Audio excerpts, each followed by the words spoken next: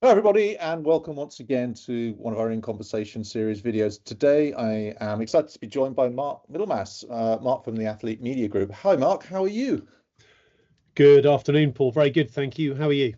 I'm well. I'm well. The sun is out here in Kent, and of course, you're actually just up the road from me, which is which is weird sitting here doing the call. But I'm very well. It's good to see you. Thank you. So, you guys have just joined Mission Hubs as a partner, so welcome. You've got a really exciting offer, which we'll come on to in just a moment. But as with all of these things, I think that it's great to have you with us. But I think so much about what the businesses that you have, what agencies are all about, is of course the founders, the owners and their back history. And you've got a really interesting back history. So tell us a little bit about how you got into the creative industry and what you've been up to, please. Well, it was actually completely accidental, Paul. So I was made redundant from my first job on April Fool's Day, Nice. 1996. Management consultancy, last in, first out, 3 months later, and consoling myself on the side of the River Thames in Richmond, I gave my cousin a call, and she had a friend who was working at a media agency, and I chose media over corporate finance, and the rest is history. Cool. So where did you end up working then? So my first media job was at a media independent agency called Booth Lockett Makin in the middle of Carnaby Street back in the mid 90s. And yeah, I was a junior in the ranks. I was made to plan and buy media in the UK and across Europe without having a clue what to do at the very start. But I quickly learned, and you're thrown in at the deep end. The best slave labor anyone can get is that sort of 24/7, 365. Just immerse yourself in a small business, and it was a fantastic experience, and one that is why I'm here today, I guess. Cool, cool.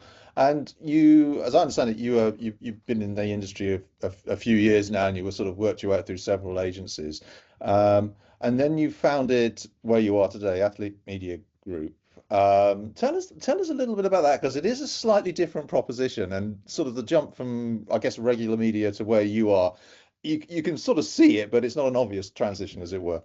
No, it's not. Most people go on to found another agency in the media world, but I grew up through media agencies, Universal McCann. I was a suit, so I looked after Coca-Cola, Bacardi Martini. I launched for my sins Xbox in the UK.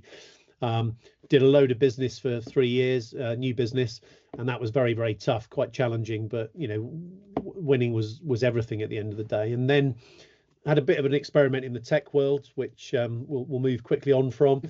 And sport had always been a passion of mine. My father was in the military. He played every sport going. I did the same at school. And all through my media career, I'd been involved in brands and campaigns that had a sporting element. MasterCard is a great example, and their priceless line. Bacardi Martini, Xbox had sports components, and wherever I went, I was able to continue that passion for sport. And yeah, there was a slight sort of deviation in life, if you like. I had a few life moments in the mid 2015 sort of time, and I took some time out to do a race in the Sahara Desert to honour my late parents and just give a little bit back to the military that my father had served in. And so on that, so it's 156 miles in the Sahara Desert, 50-degree heat, and you carry your own gear the whole That's way. serious. That's really serious. Yeah, it was probably a bit off a little bit more than I thought I could chew, but I was doing it with some military veterans in the tent I was in. You each get given a tent of sort of 6 to 8 people, and there was a guy in there called Duncan Slater in 2016 who'd lost his legs in Afghanistan, and he failed to complete the race on the very last day. I managed to get over the line for some reason, and just an amazing experience. But we went back the following year because Duncan said he was going to try again to be the first ever double amputee to successfully complete the Marathon des Sables. And he duly did, even though he had a wobbly last night due to sunstroke. And to see him finish that race was one of the most inspiring moments of my life. And it gave me the inspiration to do something around extraordinary people and shining a light on those huge human stories that really had a massive and profound effect on me. And that's what I did. So 2019, I set up Athlete Media Group to effectively help athletes thrive and businesses grow. That's the kind of line that I use. And we're ultimately a sports marketing agency, looking to solve business problems using the power of sport and athletes. Okay, and we met a couple of years ago when you were kindly recommended to me and introduced us to the wonderful Holly Budge, who I think really sort of personifies a lot of what you're about. So just so everyone's clear, you're bringing athletes, adventurers, people who are doing really interesting things together with brands as a sort of making that connection. Yes. 100%. So we bring talent. We are talent agnostic as an agency, so we can work with Usain Bolt or Dame Kelly Holmes. We do have an in-house management arm as well, but ultimately we're bringing those two sides together: the inspiring human stories of elite athletes, pioneers, adventurers, explorers, scientists, conservationists, and with brands and charities and agencies to make some magic when you bring the two together. Cool. And who are you working with? Just the obvious name drop bit here that you can mention. Well, we've worked with a plethora over the last 6 years of elite athletes and pioneers. Akani Simbini is a 100-meter sprinter from South Africa. Collins Injera, one of the greatest rugby sevens players of all time. Hannah Mills, double Olympic gold medalist in sailing, and the first captain of the women's GB America's Cup team last year. Ellie Aldridge, the Olympic champion in Formula Kite in Paris, and a whole wide range of others as well across 45 sports and lots of different causes that we like to get involved in. This is really it becomes quite a symbiotic relationship, I guess, doesn't it, between the athlete and the brand in many ways. So obviously there's a sort of the brand tying their values to whatever the athlete stands for. But from the athlete's point of view, I guess it's about support as well and recognition for what they're doing and outreach to a broader audience. 100%. And those values align in lots of different ways, and depending on the brand, it sort of kind of evolves the involvement of that brand depending on the athlete and the energy they create together. But when you've got high performance athletes with a purpose away from their sport, if you like, to do with doing good in the world, and you've got brands who have to perform with a P&L and they have to give back to community, society, their staff, that then makes for a really interesting and very, very rich combination of opportunity from a marketing point of view. Okay, I mean, and given that you really are a global setup insofar as where you're operating and all the people you're working with, I mean, when you look around the world, what are the sort of hot areas in sort of sports and making connections that brands might be interested in at the moment? Does it really differ by geography? I guess it probably does a bit, doesn't it? Yeah, I think every country has its own unique sporting landscape, but there are sort of key trends, if you like. And you look at the big sports like golf, football, tennis, Formula One. There are big trends coming out of there. You only have to look at the power and the influence of the Saudis and the Middle East in sport. That suddenly, in the last 5 or so years has really shot up. But there are also sports out there that are trying to do things differently to shine a light on their sports, and that might be because of significant investment from fans who've got a big wallet. You only have to look at triathlon, swimming, look at what Michael Johnson is doing in the Grand Slam in terms of the whole athletics and shining a light on that with serious prize money. And so I think a lot of these minority sports are really making an effort to be part of that conversation with brands, and it presents huge opportunities for brands to not only target, if they're interested, the bigger sports, but look at where your target audience fits and look at those sports that are maybe up and coming that you can really take advantage of. Yeah, and I think one of the other things I know when we spoke a week or two ago that you mentioned was also there's the purpose element that's involved in a lot of this, and you talked about a reef project, for example, that I found particularly interesting. And of course, I guess a lot of the connection of purpose through sport is tremendously important to brands. And can you talk a little bit about some of maybe the purpose work that you get involved in? Yeah, 100%. So I spent a lot of time in Kenya for personal reasons, and one of the projects we decided to support back in 2020, just before COVID actually, is an amazing marine conservation coral reef conservation project on the Indian ocean coastline called Oceans Alive Kenya, and they've spent the best part of 2 decades trying to help the ecosystem in the water, but also the villages out of the water. And it's a brilliant sustainable project that King Charles visited in 2023. We've sort of delivered a kind of a nice little creative angle around how do we involve sport in that, and we've created the world's first and only underwater athletes village. So every time one of our athletes performs on the global stage well and podiums or wins, we buy a coral reef, a coral reef building block with their name on it, and under the water these blocks allow coral to grow so that more fish come back, and then if more fish come back, the locals can make more money from the fish that they fish in a sustainable way. And we've got 25 athletes, each with their own artificial reef, and we're looking to grow that. And it's just a fun way to bring sport into the conversation.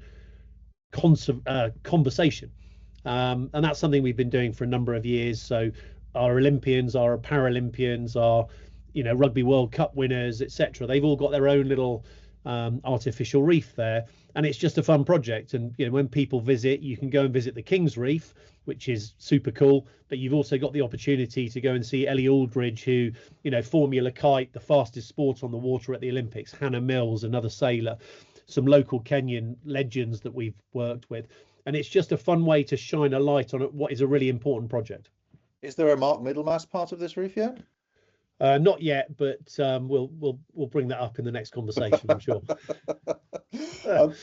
Just wondering. I look forward to that. Just wondering. I mean, obviously, there's a really powerful connection when you get it right, and I think if any of our Mission Hub's partners who are watching this are potentially interested in exploring this further, when's the best time to have that sort of conversation with you? Is it when the brief comes in? Because I suspect the brief probably doesn't necessarily, or very few of the briefs probably identify what you do specifically. But it's one of those things that you can come and go, actually, have you thought about? So when's the best time for a Mission Hub's partner to really engage with you and have those conversations?